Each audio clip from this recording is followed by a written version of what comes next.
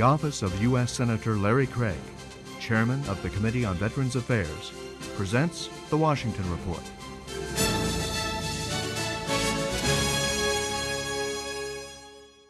Hello everyone, we're glad to welcome you to the Washington Report once again. I am Iris Amador.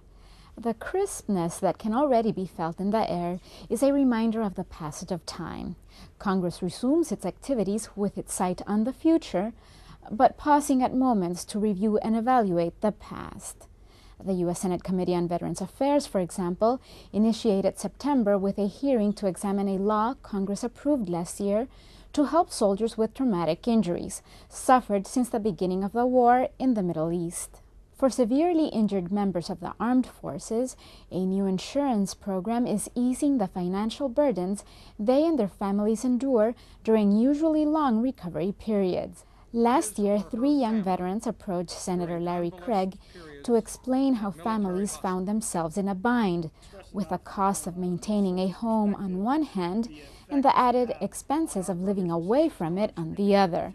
What has resulted from all of our collective effort is that nearly 2,700 service members with traumatic injuries have received payments ranging from $25,000 to $100,000 under the Wounded Warrior Insurance Program. So far, $164 million have been placed in the hands of soldiers like Army Sergeant John Keith, hurt in Iraq. After receiving my T-Sigley payment of the maximum payment due to the loss of my left leg above the knee, being in a coma for 14 days, I was able to replace my savings, pay off most of my debts, buy my wife a new van. This insurance benefit applies to service members with life-changing injuries like amputations, burns, sight and hearing loss, and brain trauma.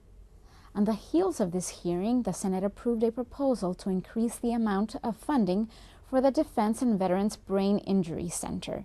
It authorized $19 million, far above the $7 million the Department of Defense had requested. Senators also tackled another defense-related bill, this one related to security issues here in the home front, specifically in the maritime sector. The Port Security Improvement Act seeks to strengthen maritime transportation by establishing a plan to examine containers entering the country, requiring security checks for those working in U.S. ports, identifying a lead agency in the case of an incident, and creating a plan to resume trade in the given case it were necessary. The following weeks will be busy ones in the Senate.